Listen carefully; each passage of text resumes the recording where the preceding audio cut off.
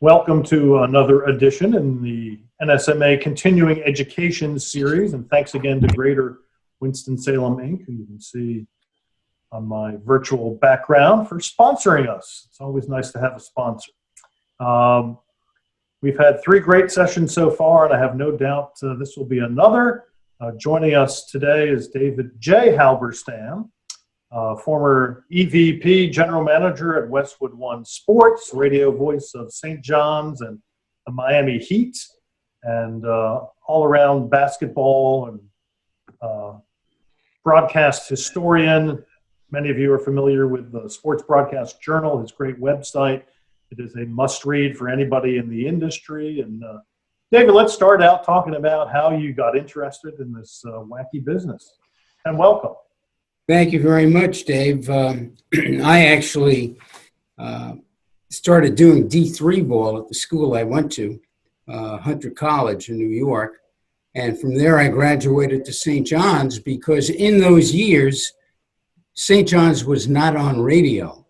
You had essentially AM radio stations. The FMs didn't mean very much and hardly did much of an audience. So I worked with the folks at St. John's, Jack Kaiser, who was the athletic director, and Louis Carnesecca, who was the coach. And we started with a small radio station on Long Island and graduated eventually because of the help of their success in the Big East to get on WCBS radio. And so I did their games. It was about 14 years. But through it all, what put the meals on my table was really my involvement in sales and in management. I ran the sports division of a big rep, Katz Communications. And I was the guy who went out and got the sponsors for St. John's, and we did real well. And eventually got down to Miami to be the Heat broadcaster, even though my wife, who teaches medicine down there, down here, she didn't want to come. So when I walked back home into the house and I said, Donna, we're going to be moving down to South Florida. Those were a few rough months of our marriage, but 33 years later, it's all good. So I came down here and I did the games from 92 through 98, I think were the years, 6 years. And after that, went into to the business side again fully and ran the sports division at Westwood One. I was there 10 years. And then when I left Westwood One, I created a little consultancy and did a lot of work for MLB Network, a little for ESPN, DirecTV, and other groups, essentially in sales. When I essentially retired as well, I started doing D2 games down here because streaming has opened up such a great opportunity for anybody who wants to do games. So there's a little conference down here. It's called the Sunshine State Conference with schools like Rollins and Nova Southeastern and University of Tampa. And there are probably 5 guys in that league who do the games, ex-broadcasters, who are 70 years old or older, because the streaming has made this available. I don't do it anymore because I'm involved with this publication. So anyhow, I started the publication, Sports Broadcast Journal. I actually started it with another name that lasted a few months, Sports Announcers Report Card, but then changed it. And I started it as a labor of love because I love the history of broadcast sports. I always did. I wrote a book in '99 on the history of broadcast sports in New York. And I had also written a book on sales and management, which is used by a lot of schools in their sports management schools. And I decided I'd start this publication. And when I say labor of love, I'd say at this point it's more labor than love because it's a ton of work. Just pumping 5-6 articles out, that's just a part of it. And I don't have the talent of Leslie Visser, who can pump out an article in 20 minutes. You do it all the time, though, and it's usually fresh stuff. It's not just picking off someplace. Yeah, well, we try. And we had a good one this week on the death of Phyllis George, and some Leslie contributed, other broadcasters did. So it's really a unique publication, unique in the sense that there isn't anything like it elsewhere. You've got, as an example, you've got, it's hard to think of it because you've got Sports Business Journal that will occasionally cover media, and then you've got something like Awful Announcing, which does a decent job of cutting and pasting. They don't really do the things that I do here or we do, which is profiling broadcasters, critiquing them, providing news and factoids and some history. And that's what I enjoy. And the one thing I was able to do that's helped me greatly is they're on this call, some very good interns out of journalism schools. We've got internship programs with 4 of them. Syracuse University through a Newhouse and their David Falk School of Management. We've got it with, somebody's got a dog there. And the other thing is we've got Wisconsin Journalism School, the Cronkite School at Arizona State, and because we have a place in Boulder, I've got a program up with Colorado University at Boulder. And these kids are great. They love to write. Some of their early articles need more editing than not, and then they grow. And it's great. It helps me to a great extent. And at the same time, it gives them a golden opportunity. So that helps. And there isn't much expenses in running it, but I'm happy to pay for that. There's no revenue coming in yet, so what the long-term future goal is, I don't know. But it's what drives me and what fuels me is the passion. I enjoy it, and hopefully I can do it. And unfortunately, while we're all sheltering at home or wherever it might be, it's sort of easy for me because I'm writing. So wherever I am, I can write. So there's the story. Guess who just came in the room with me, huh? Out front. Well, let me ask you, I mean, to be involved both in the kind of the back office, front office, if you will, what did that do for you to be able to be on the sales and marketing management? Well, it made me appreciate and understand what the importance of advertising might be. And I think the guys and who are tuning in today would know that, particularly on the local side, more so than the networks where the announcers are not as engaged on the sales front, it's critical. The bucks don't come in, the announcers don't get paid. I mean, and look at how it has grown, okay? Years ago, you didn't have somebody in charge of broadcasting at a school. Then the rights holders came in, and then there were the mergers like Learfield and IMG, right? So they have big offices themselves. And those guys are out knocking on the doors, trying to sell sponsorships. Those guys are out there every day in the trenches trying to come up with new business.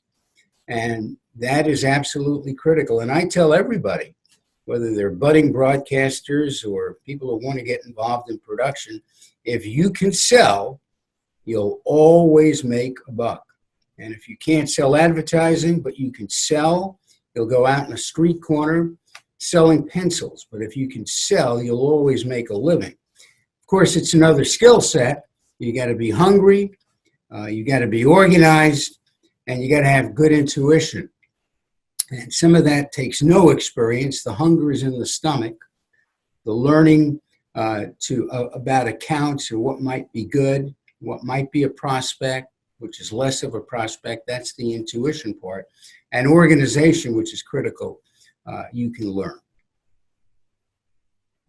So would you recommend those of us who are interested only in the on-air part to still learn about the other side? Well, I can tell you that in my years doing St. John's, I made a lot more on the sales front than I did in talent. And I was paid by WCBS on the talent side. And then the arrangement, I'll tell you another thing too, when you ask that question. I work with Jack Kaiser, who's still alive, the director of athletics. He's in his 90s. For 14 years, I shook that man's hand. I never needed anything in writing. Whatever we agreed to, he paid me. And you don't have that today. Of course, the world has changed. But being good and say, I know Al McCoy, the voice of the Phoenix Suns, I think he still handles a couple of accounts. And I'm sure it puts a couple of extra meals on his table. So it doesn't hurt. And your broadcasters will, your bosses will always appreciate what you contribute. There's no doubt of that. Network, of course, is different because they'll invite the broadcasters to come to maybe one big session that involves the sponsors, but they're not knocking on the sales guy's door every day saying, how we doing, how we doing? They're going to be paid anyhow. So it's a different world. You talked about Sports Broadcast Journal. You don't make money doing it, correct?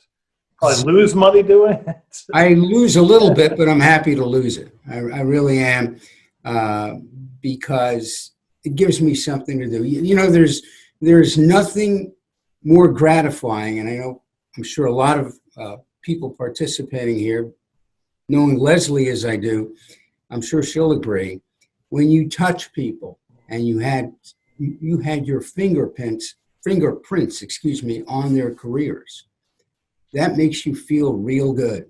I can tell you the couple of interns that we have on the call here today, when they do well, I feel real good about it. I can tell you guys like Bob Costas, loves to help others. My mentor, Marty Glickman, helped so many. There are others who don't. I have heard from some big-time network broadcasters, I won't mention names, who said to me, oh, I'd love to go in, and I do go into classes and talk to the classes. And I said, why don't you do more of it? You'll feel better about it. He says, well, you know, when the class is over, these kids come up to me and they want me to listen to their tapes and they want me to give them leads for jobs. And I say to them, hey, how did you break into the business? You had somebody who liked you, who gave you a tip on something. So I'd urge anybody to help others. That means a lot. Well, what's the reaction been from, I think Leslie said it last week, there are probably a lot more people who read Sports Broadcast Journal in the industry than admit it. What's the feedback that you get from people? I would say to you that it's essentially been good for the most part. I'll tell you, I found that the articles, when I list things or rank things, do better, or my notes column, they do very well. The historical stuff, while I enjoy it, if I did a piece on how the 1958 greatest game between the Colts and the Giants, when it was the, I guess, the 60th anniversary a couple of years ago, and I did a lot of work on researching that and how it was broadcast. Chris Schenkel at the time with Chuck Thompson on TV and Bill McColgan on radio. It actually did well over time, but it didn't have that immediate reaction. But if I am, for instance, I'm working on one now that I hope to print next week. It's the 41st year of ESPN, so I want to have their top 41 personalities of all time. That'll create some argument. So I get a lot more in the industry, of course, but I haven't had anybody reach out to me and deride me for anything. So it's the notes, it's the birthdays when I send out my email. People love the birthdays. I'm open for any suggestions. I'm happy to take any suggestions from anybody. And if anybody has an interesting post that they'd like to write, I'm open to that too. So it's sort of a central a central spot for an exchange of information. That's one goal of this publication. My first suggestion as a former TV sports guy was that exactly, a little less headroom. Thank you. When you listen to a play-by-play person or a broadcast, what do you like to hear or see? Well, it's a big difference. You know, it's radio or television, right? So you've got a guy like Wes Durham who does television on Saturday and radio on Sunday, and they require different skill sets, as we all know. Or as Vin Scully said, on radio you're a puncher, and on TV you're a counter puncher. You're captioning versus painting a word picture. And I look for different things. And a lot of it really depends on who trained you, or who you listened to in your years growing up. And of course, being in New York, I listened to a lot of Marty Glickman, and another great that I love, somebody who connected the dots on basketball, in my view, in a consistent way in the pros for sure, is Joe Tate in Cleveland, who's still around. And I mean, you could close your eyes and see that ball game. And that's what the goal is of anybody who does radio. Television, it's a matter of captioning the picture. And it's also a matter of getting in all the promos and dealing with all the graphics, and not over talking. And everybody's got a style. So it's a matter of style. Some people like chicken and others like fish. Just the way it is. But yeah. If you were to give advice to somebody just starting in the business, say, here are the top 3 or 5 things that you need to do when you do a game, what would they be? Well, on radio, it's obviously painting the picture.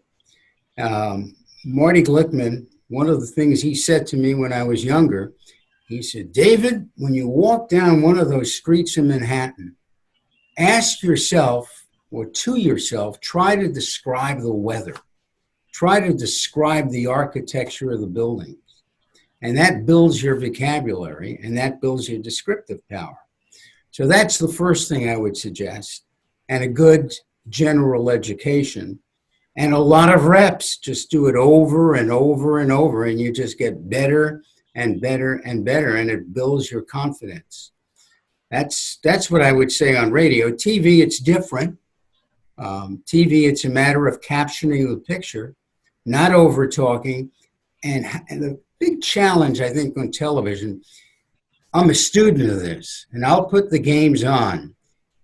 There are times on a Saturday during football season that if you put a gun to my head, unless I looked it up, I have no idea who's calling the game, and it may be a very good announcer. It's become a commoditized world. So how do you stand out? I know I'm looking at Wes, and what I always liked about Wes is he tells stories. I remember him doing a game at Syracuse, and I wanted to flip around the channels just to see who else was on.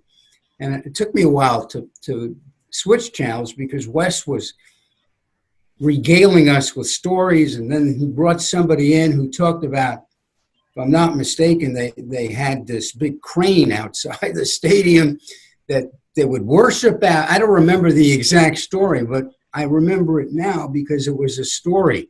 I think FDR said this. He said, you can give a speech and you can spew 1,000 points, but you have one story, the audience will remember the story, not the facts. And that's what people have to realize on television. You get a Jim Nantz, he brings a lot of warmth. You get an Al Michaels, he does it so seamlessly, you don't even realize he's there. It's like the great players who make plays look easy, or the umpire. The umpire who, the best compliment an umpire can get is you never mentioned his name because he did such a good job. So each one of these guys has a different talent that makes him great. How about the crane outside the Carrier Dome, Gordon? They named the crane that they used to renovate the roof. They named him Walt. And I think the only reason they named him Walt was because your alumni contribution for the crane did not come in, Gordon. Probably so. I'm good. I'm good with that. How about voice? One would think it's important in the radio business. For people who are young and just starting out, they might not have the West Durham timbre to his voice. How do you coach that? How do you coach young people to come across or come up with or develop that broadcaster voice? Well, first of all, I'd say I don't think that's as required. That's as much a requirement today as it was 30, 40 years ago. It's great to be blessed with a great voice.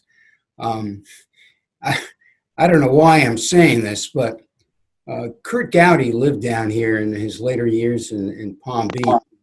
I had a chance to occasionally visit with him, and we talked about his early years and his rivalry with Lindsey Nelson. And he shook his head and he said, Lindsey had a great career, especially for a guy who didn't have such a great voice. So the voice is important, and also it can be subjective. There are guys I think have a great voice, and others will say it's grating, but you learn to do it. You learn to speak from your diaphragm, and if you're any good at it, you want to improve. There are coaches for it, and some people are just limited. Again, Wes is blessed with it. There are others who are not. But you try. I'll tell you one thing that Mike Breen shared with me. He said to me that over a course of time, it probably took him 10 or 15 years, he learned his own range, and he learned how the extent of that range. So he'd know not to screech. And I think we all learned that. I know in the years I did the NBA, and you did 90 games or more a year, you learn how to use that voice. And another point that I picked up from Glickman was, he says, you never scream on radio, and you never use that last ounce of voice you have, because the game may go into overtime. And that was another thing that sort of stuck to my ribs, and I always remembered that. But there are guys, you mentioned Chick Hearn. To me, Hearn was more of a vaudeville act. He was able to combine descriptiveness, humor, a personality, quips, and then you got guys like Tate, who was just a brilliant caller of the game. You can, again, anybody who touched the ball, he mentioned his name and where he was on the court. So everybody brings another talent to the broadcast. And I think that another key thing is lasting the first few years. Once you survive the first few years, you begin to really build a bond with the community, and in time you become a legend. Time and grade means so much, really does. You mentioned a couple people who, the Nances and the Michaels. Who else out there do you really admire when you listen to or watch a game?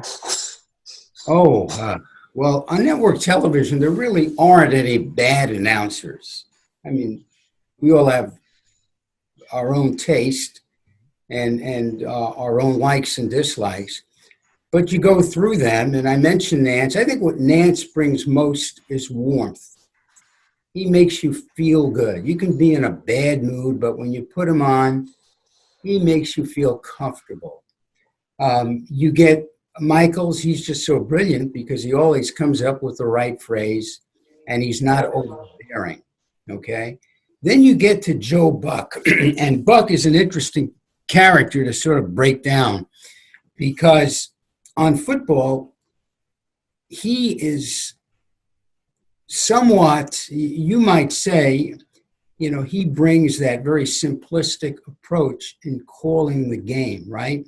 Much like a Ray Scott, where they speak rather economically. And he is brilliant at capturing the play and then doing a quick reset and giving a Troy Aikman a lot of runway to provide commentary. In that regard, he's great. He's great. So, he comes from that minimalism school in some way, not at all like his dad. So that's why his football stands out. And he has grown, I think, on viewers. Baseball, it's a different deal because he's not the storyteller, although if you know him, he's a great storyteller, but he doesn't tell stories on the air. And I think the baseball announcer today on TV, particularly when it's a three-man booth, the announcer has become more of a setup man. There are a few, and this is where I do get annoyed, and I'm not going to mention names. I can watch these games on television, and these announcers cannot identify the basic, a breaking ball from a fastball. They lean on their color man to do that, and that's unfair. That's unfair to the listener or to the viewer. Now, radio today, I love Kevin Harlan. He's occasionally criticized by the media in the Northeast.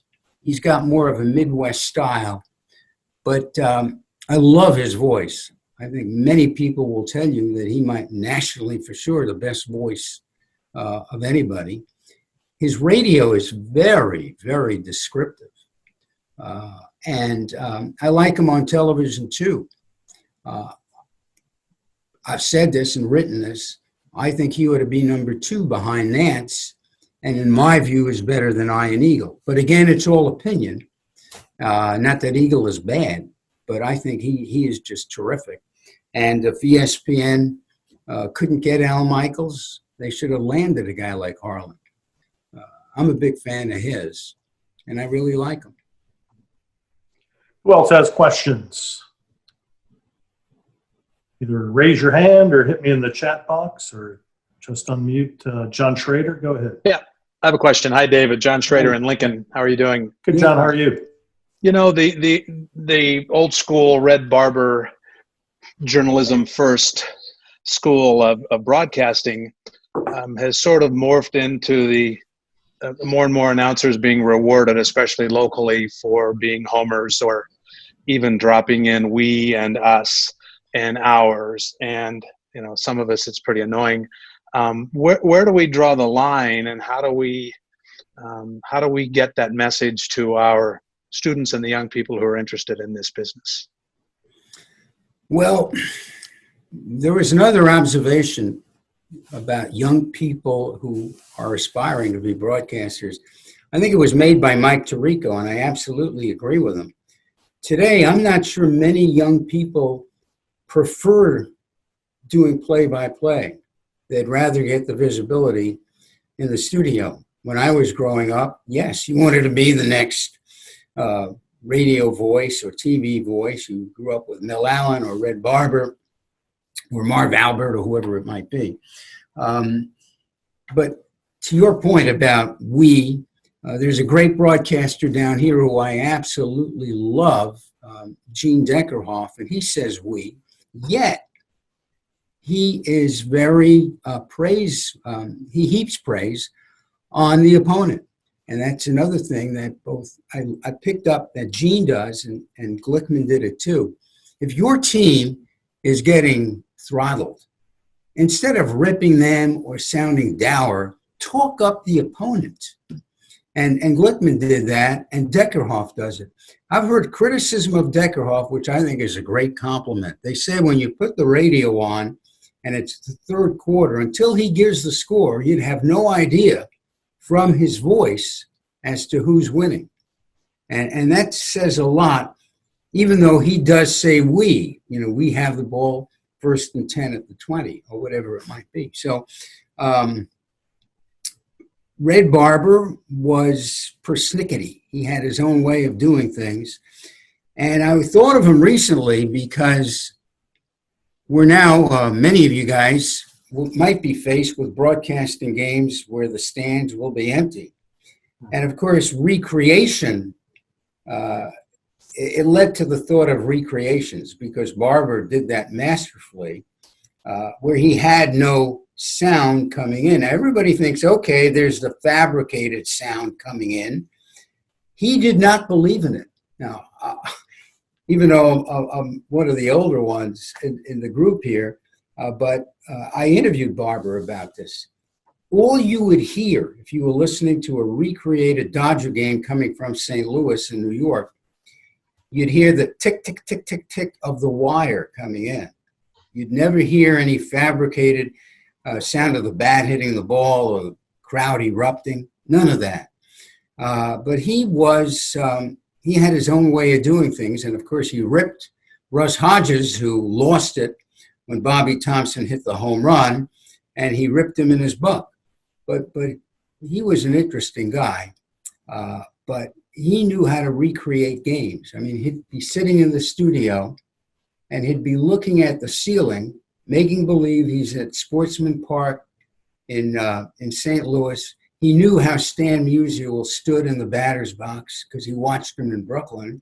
And he would say, well, Stan's up, and he'd paint the way he stood in the batter's box. So again, it took an art, and you've got to have a passion for it. So if the kids today have a passion for radio, I've got a 31-year-old son, and I don't think, unless he listened to me when I was doing the Heat games, I don't think he's a sports fan. I don't think he ever did games listened to games on radio. And here's another point. I talked to these interns. I've got one at Arizona State who can tell you who the backup right guard is for every NFL team, but he couldn't tell you that Al McCoy is the announcer for the Phoenix Suns. And I'm sure you experienced the same thing. You've got to have that passion for it. You got to be the guy in Carolina who grew up with Woody Durham or Bob Harris or any of those guys, and want to be like them because they influenced your life. They inspired you. You don't have that today, and you got to just accept it. Dellas Cole, you have a question. Go ahead and unmute yourself. Thank you. Thank you, Dave. Appreciate it. I've been doing radio play-by-play for about 35, 40 years, something like that. When I broke into the business, my mentor's key phrase, his key belief was, get in, tell them what you have to tell them, and get out. And with that in mind, I've always kind of wondered, okay, how much of a minimalist can you be, can you get away being on a radio play-by-play? My answer is a guy named Harry Callis. And those of you who are familiar with Harry, he used to do games for us at Westwood One. And Harry didn't say much. And I once asked him about it. He said, if I have nothing to say, I just won't say it. But he had such a great command and such a great voice. And he was beloved, particularly in Philadelphia. But radio, of course, you do have to fill the holes. In football, you generally have a color man. I'm not a believer in a color man for basketball. But I think when you start talking about, when the color man starts talking about, well, they're not blitzing the pick and roll, or they're not going under on the pick and roll, they're going over, that goes over people's head on radio. They want the score, they want the time of game, and that's it. And these guys ramble on and on. That's the only time I'll get so angry I shut the set off, because they talk just for the sake of talking. And if you want to keep, your broadcasts and keep them profitable, I don't know why they hire them. I'm sorry. Not in basketball. Of course, football you do. Maybe even more so in hockey because you have those lulls, right? But basketball, it's completely overbearing. And Joe Tate told me the same thing, and others. So, but yes, you got to occasionally tell a story too. So if you have the opportunity, and in basketball, you can do it on radio. I did, weave in a story. But with a color man, you're really handcuffed. You really are. My basketball, I handle that pretty much solo. My belief is, give them the score, give them the time remaining, do your recap every 10 to 15 minutes, give them what they need to know. Yeah, you're going to have people listening because they're die-hard Jackrabbit fans or Bobcat fans or Coyote fans, whatever team they're listening for. But still, they're tuning in for entertainment. And I think it's awfully easy to overload them on information to the point where it becomes a tune-out factor. I absolutely agree with you. Too many stats. I keep invoking his name, but I remember Glickman. I backed up on the Knicks broadcast for several years, and Glickman listened to a tape of mine. And I opened the broadcast, and I'd say, you know, the Knicks come in at 50 and 32. They've won 10 in a row. They've won 13 of their last 18. He stopped the tape. He said, what was the Knicks record? You think those double-digit figures, people are going to remember them? And I listened to a few guys in the NBA who have this crutch about numbers, and it just gets smoke out of my ears. I just don't get it. But everybody's got their style. West Durham, you have a question? David, what are we looking at with, I mean, obviously television has kind of become an analyst game. Radio is more of a play-by-play game, either in football or in basketball. It just seems to be that's the structure of it. When I say, you know, people say all the time, how do you want to be? Well, I still like to kind of keep some old school principles in a broadcast and not just flood it with all the 21st century stuff. Do you still feel like people keep the principles of what this industry used to be, or are we too busy focused on moving forward? Well, it really depends on your boss. It's the same issue by stream of consciousness. In sales, when you try to sell radio sponsorships today, very difficult. You know why? Because the passion point of selling, the passion point of the team that you're involved with, if you're talking to a 25-year-old decision maker or a 30-year-old decision maker at an industry who did not grow up with radio, did not grow up with the great Woody Durham, okay? They don't have that bond. They don't have that connection, and they'll ask you for your numbers. They'll ask you for your audience, who listens, and you know you're never going to close that piece of business. So I think the answer is, I hear some guys today, and they're talking to one another, right, on radio or TV, the radio especially, talking to one another instead of talking to the audience. And that's the way it is today, and the ones who hire them, they don't know any different. And today, with screaming in every game on television, radio is not quite as important. Although, I'll say this, that in the old days, you try to pick up an AM radio station with a big signal, and I'd be in New York listening to 3WE in Cleveland or WSB in Atlanta. Now, you can be in Beirut and listen to any game online. So it's sort of a double-edged sword, but if you build your bond with a club, you can do it any way you'd like. And most of that, as I mentioned earlier, comes as time and grade, through that old military phrase, where you're now that comfortable listen, and you do it the way you want to do it. But you've got to paint a picture. In my mind, if you don't, now things have changed drastically from every viewpoint. I know that Leslie, I heard about this from many other sideliners. Leslie once gave me a quote where she said that the sidelines have become a dumping ground, right, for women, and others didn't necessarily agree. But where do the sideliners come in? Why should they be limited? You ever notice that? And Harlan did it a little differently. I think one night he had Allie LaForce was doing the sidelines. And something happened, somebody got hurt, and he threw it to her. She reported on whatever she knew. And then he did a follow-up question with her. Now, you don't see that a lot. And that was something I liked that Kevin did. Why not engage them more? These guys prepare just as hard. They go to every production meeting. You think of Susie Kalber or Elisa Salters or some of these people that work all week, they have more to contribute than just a 30-second take. So I'd love to see that a little bit. I don't know I'll tell you the interesting thing is where we're going to go with these empty stands. and whether they're going to have fabricated crowd noise or a simulated crowd, I don't know. They're going to have to be creative to engage the viewers at home. Bob Lipman? Yeah, hi, David. I certainly appreciate everything that you're doing for our profession.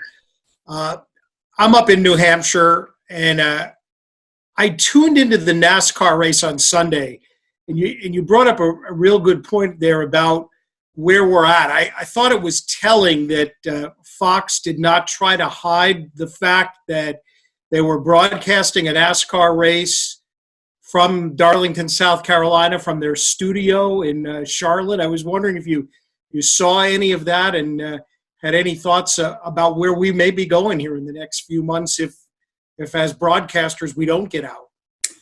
Well, that's such a fluid situation. I don't think they really know for sure. They're throwing ideas around.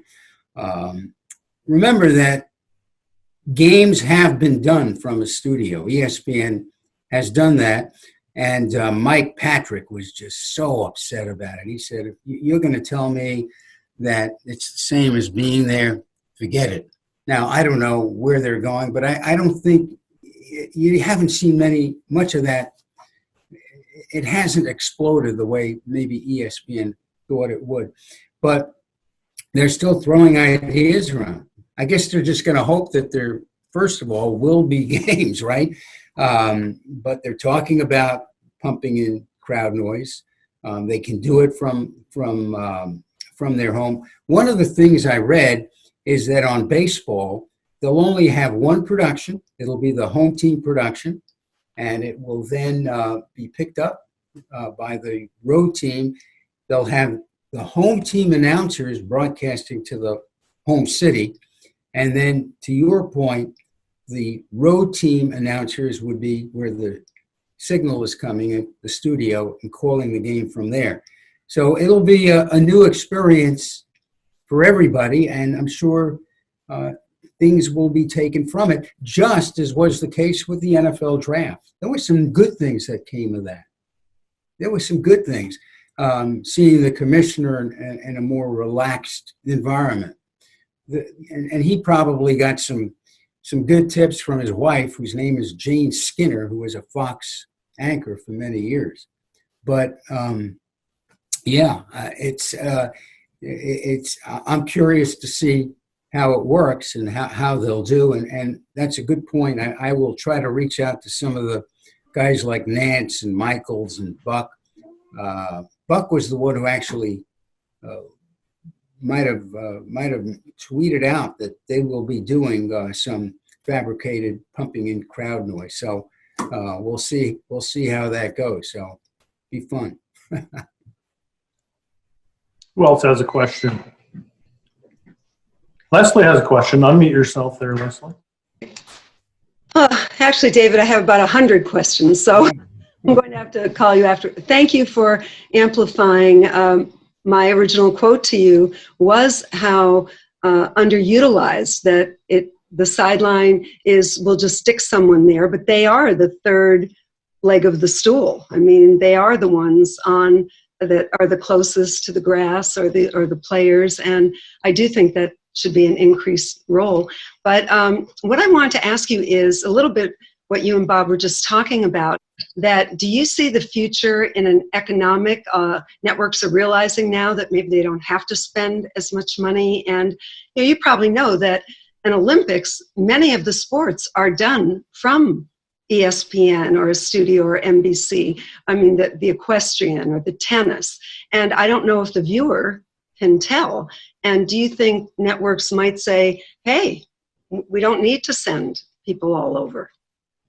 Well, that, again, you could tell from the economics of it. And God, I really wouldn't want to be a guy named Dan Lovinger, who heads up sales at NBC, who now has to figure out how to hold on to that money that he had for 2020 and move it to 21, because that won't be easy, and it will be a tough sale. So they will be out trying to cut salaries or cut expenses. They've already cut salaries. You've read the reports that announcers have agreed to take cuts during this period. But it's a tough call. It's a very tough call. It's like opening up the economy versus health. It's a balancing act. They will try to, and this is a good excuse, right? You know, if they don't want to send somebody to do curling or one of those Olympic sports, they can do it off the screen. It's been done and can be done. But there is a little different because the crowd noise is coming in. So you wouldn't know, frankly. You know, the thing with television that amazes me, I've been around crowds watching games, and they have no idea who's announcing it. I said, who's announcing it? Al Michaels is announcing. Oh, that's Jim Nantz, isn't it? They don't know. And I don't think they'll know the name because they've heard him all these years. But I don't know if there's that attachment nationally. Dick Enberg told me, for that matter, that he says you get very little response from fans. He'd have hit me with a feather, I'd have gone right down. A guy like Dick Enberg, right? He was sitting on a plane when he was doing games for us at Westwood, and he told me that, nah, you don't get a lot of that. You don't. And I thought, God, these guys are icons. But I don't know what will occur, Leslie, but they'll use this, I'm sure, as an opportunity to cut back. Last time I was talking to one of the great broadcasters, and I know a favorite of Bob Costas. He does great work with track and field, Tom Hammond, who just never got the deserved attention. You know, he was just great. He could do any sport. I watched him in the NBA when NBC had the rights, and he walked in and seamlessly, he knew the league. He was able to broadcast the game. So, and I think they were still considering him to do some stuff. I don't know if he will next year or not, but he's a guy like a Jim Simpson or others who have done such great work as the number 2 guy. For those of you who didn't see on chat, John Schrader said, many of us who have broadcast soccer from the studio understand the challenges of calling games in the lonely and sterile conditions of a little booth. You want to extrapolate on that a little, John? Yeah, I do. You know what? We're so accustomed to being able to walk down on the field and sort of smell it and touch it and feel it and talk to the participants before the game. You miss that. You miss the energy, of course, that the crowd brings, even though they do pump the noise into your ears. But maybe mostly what you miss, and we all call games by looking at the entire field, and in a soccer match particularly, but in a football game and a basketball game, you don't just watch the ball. You see where the players are on the field and where they're going, and you anticipate where the play is going. And calling it off a monitor in a booth thousands of miles away or hundreds of miles away, you don't see the whole game. You still only see the game that the people at home see. So you can anticipate calling the play as you would when you see it in real time and in person. So it's tough. Yeah, sure is. I've done baseball. I've done 3 college baseball games from a studio. In fact, I did a Georgia Tech baseball game that was taking place 6 blocks from the studio I did it in. But I think that, and not having done football or basketball, John, and certainly never having done soccer, I would say this.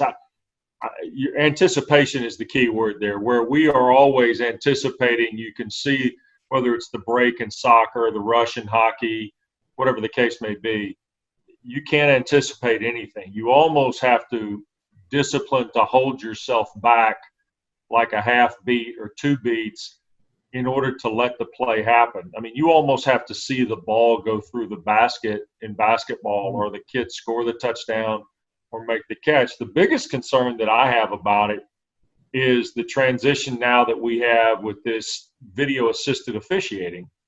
And I've talked to a basketball official on the collegiate level who's really concerned that if a lot of these games get thrown into studio for announcers, that we're going to have some level of communication with the officials based on video review and things like that, because we're not going to have any idea what they've decided.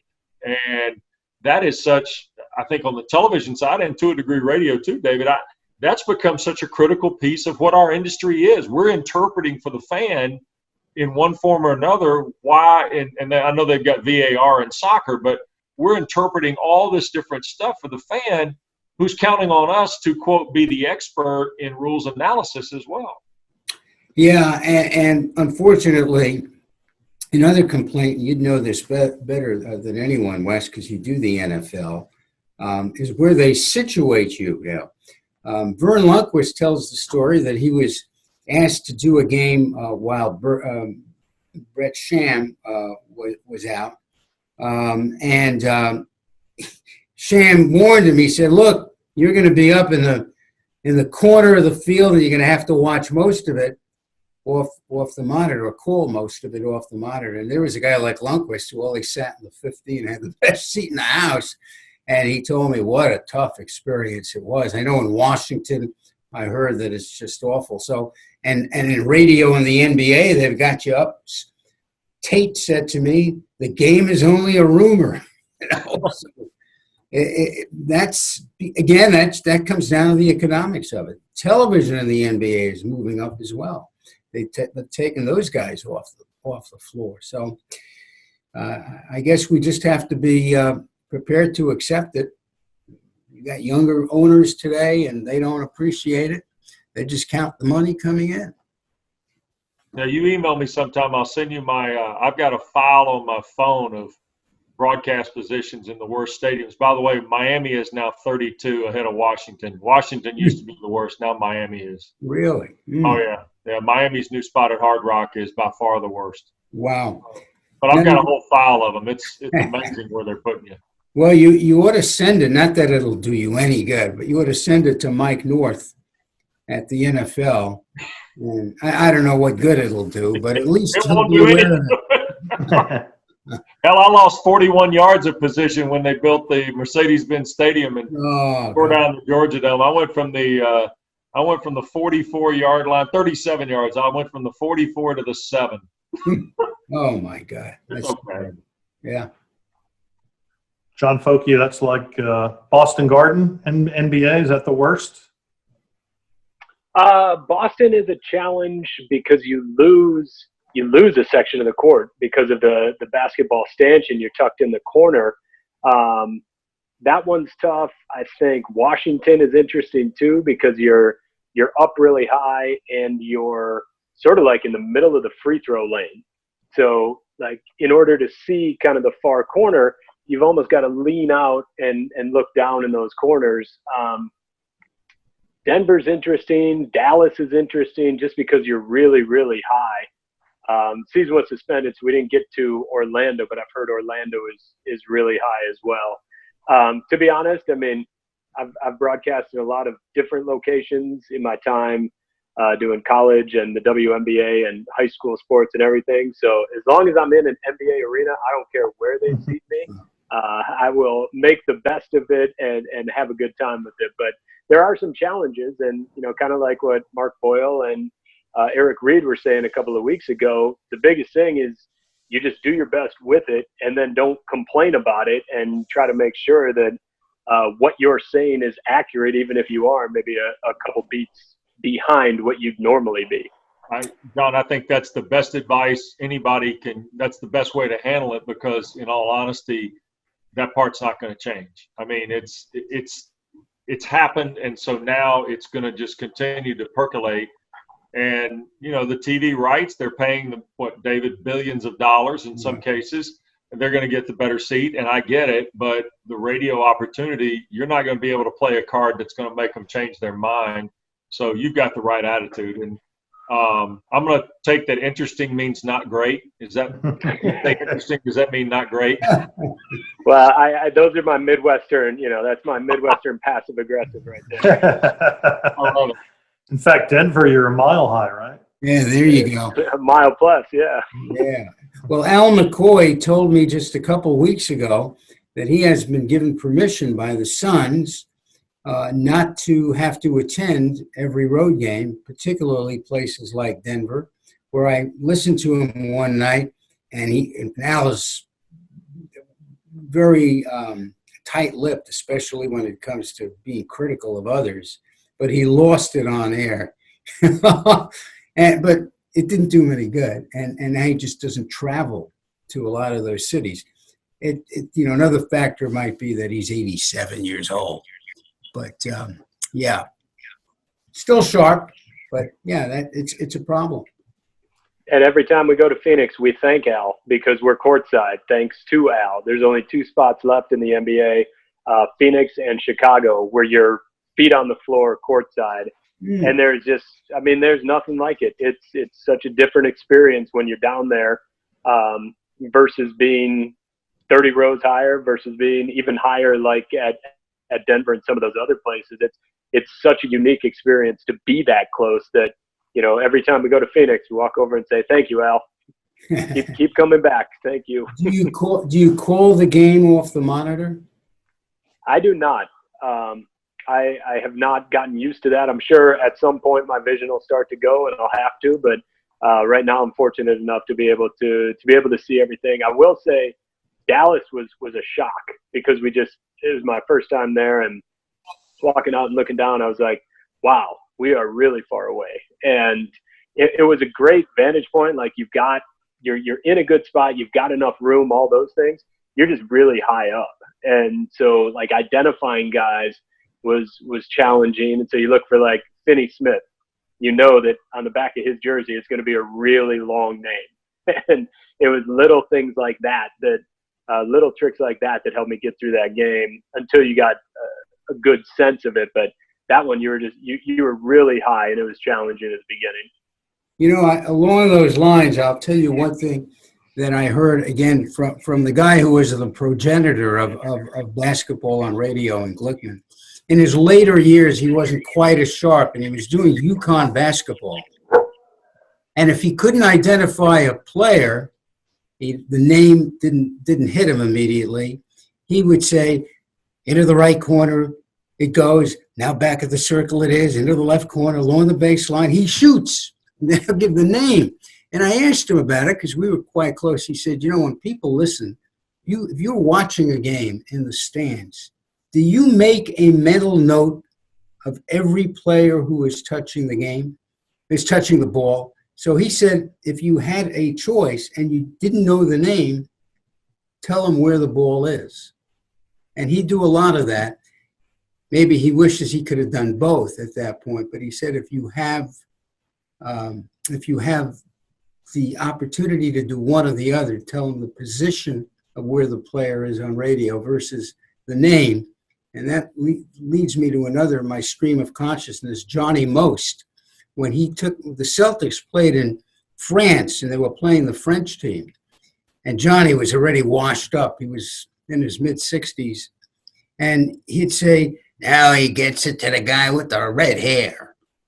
Now to the tall, skinny guy. He didn't know any of the names of the French team. And I found it sort of more entertaining because you didn't know these French players' names, and at least he painted a picture of them. Who else has a question? Have time for a couple more. By the way, speaking of Johnny Most, Yes. my connection is that my younger brother won the first Johnny Most sound-alike contest. It was broadcast on Sports Channel New England back in the mid-'80s. Gray Oss, you have a question. Yeah, so my name is Gray. I'm a rising sophomore at Elon University. Go Phoenix. But I just have a question about, what would your preparation be for radio? Because I've heard you talk about how it's a lot different from TV, and obviously it is. So how would you go from preparing for radio to preparing for television?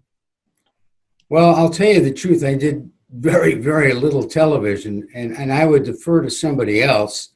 But I think, and one of you in the panel up there can share your opinion. But I think you'd probably want to be able to share more stories on TV because you'll have the time to do it. Although, if you have a color man, they jump in. And there are other issues with TV where, again, they're constantly asking you to read promos, they're constant graphics, which does not allow you to share. But again, personalities of the players, right? Where they're from, a little something about them, so people will remember it, which is critical.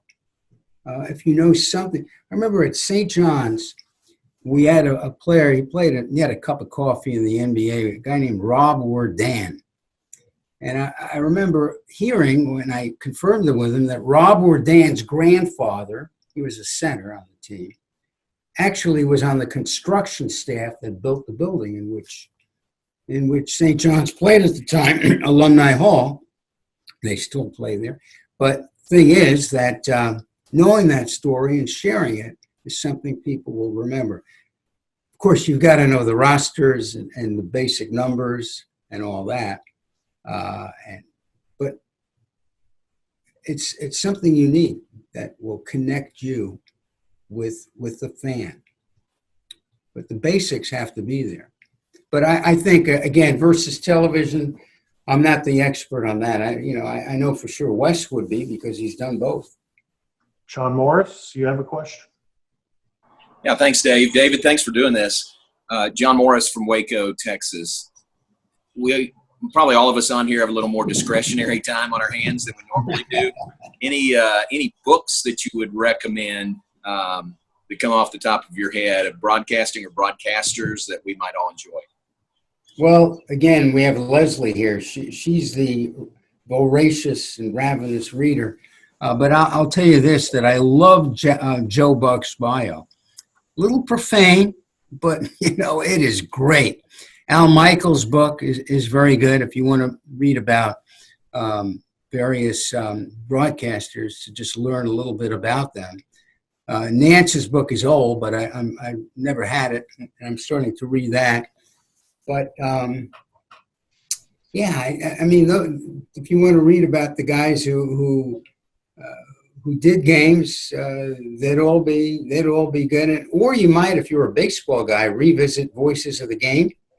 That was written by Curt Smith, written in the 80s. I know there's a book that was written somewhere by somebody in the South on the announcers in the SEC, going back to the great Larry Munson and little bios on all those great broadcasters.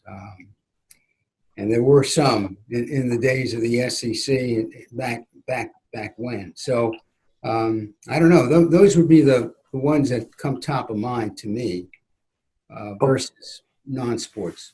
Bob and Leslie, Bob Lippman and Leslie, you'll appreciate this. John, I can send you my probably 45-year-old copy of So You Want to Be a Sportscaster by Ken Coleman. Oh, I've seen it. Yeah. Yeah. Or I don't know if it's available. Barber wrote a bunch. Ernie Harwell wrote quite a few.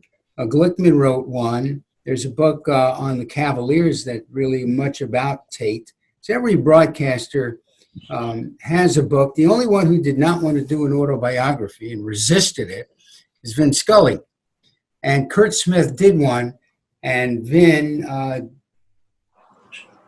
best put this because, he's on his own planet, but cooperated. He did not want an autobiography or a voice that would do an autobiography. So Smith just did his own profile of him. Good. Thank you. John Schrader, you had a question? Unmute if you would. Yeah, no, I was just going to make a comment about the radio and TV earlier, but we're past that. So, radio is, the audience goes nowhere without you. A television play-by-play person has to follow the pictures, has to follow the graphics, has to follow the cameras, and so you have to know that you're not the king of your domain as much, even though you are the anchor of the program. On radio, they go nowhere without you. There's absolutely no place the audience goes without you on radio. But on television, you have to kind of follow the pictures. Yeah. Well, that's another reason, John, that I talk about doing very little stats. because so much of the listenership is in a car. Okay, so now you're in the car, you're thinking about 1,000 problems you have, you're trying to keep your eye on the road, and you're listening to the game. And now you start spewing stats. How much of that will be digested? The story will be remembered. The description will be remembered. I know when I did the NBA, every city I went to, at some point I would talk about, today here in Minneapolis, when we got up in the morning, it was 10 below. And people will remember that as opposed to, he's averaging 14 points a game, and over the last 6 games, he's averaging 12 and a half. Who cares?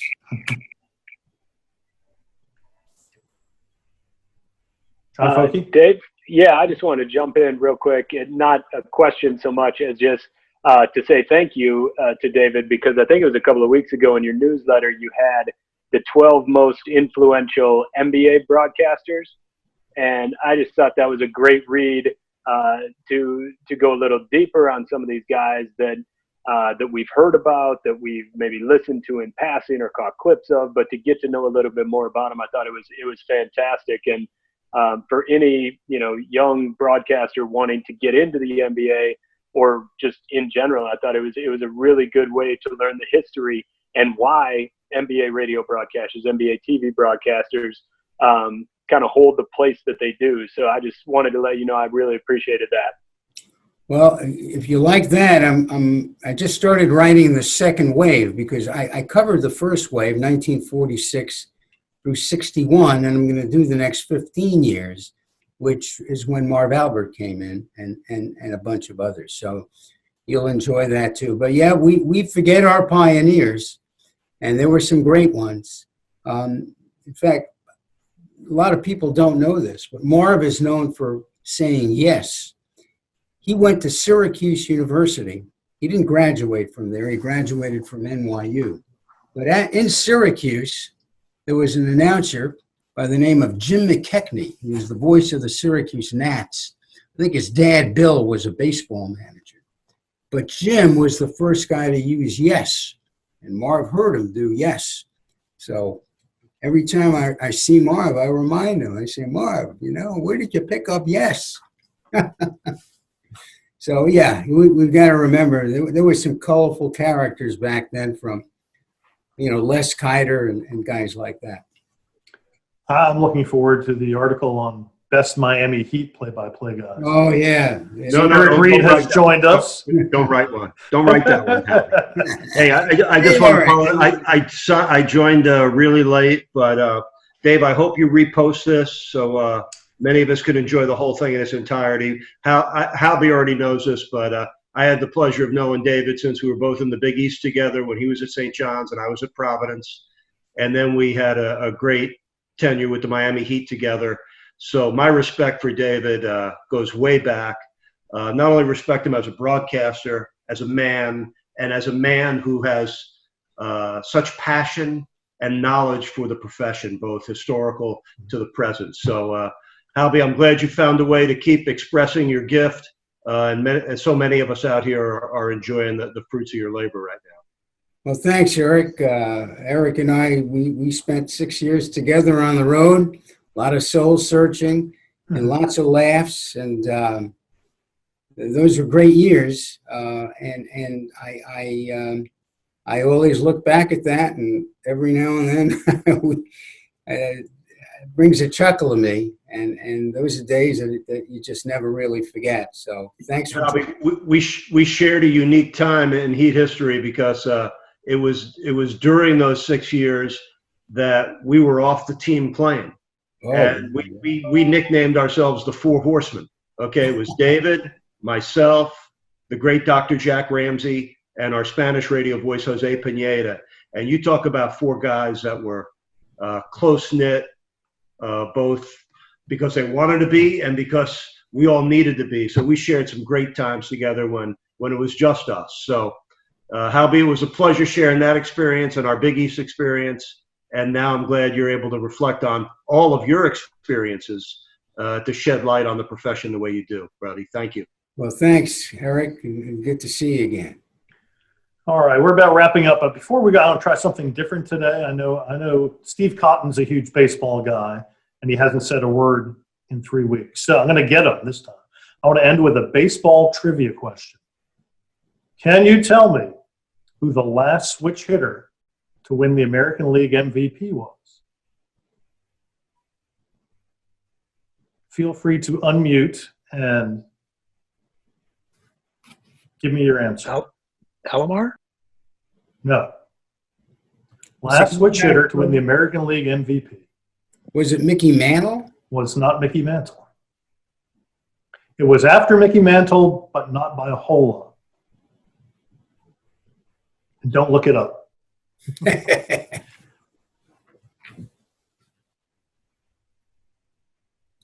If I told you in a manner of speaking it's a trick question, that's your hint.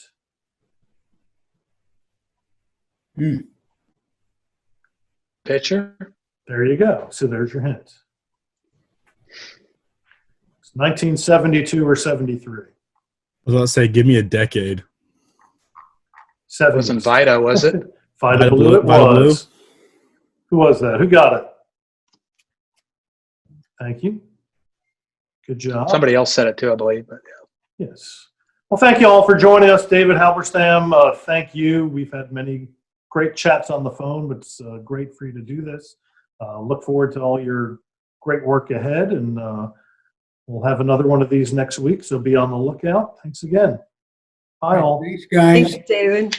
Thank Thanks, you, both David. Thanks. Delaware Thank for you. you.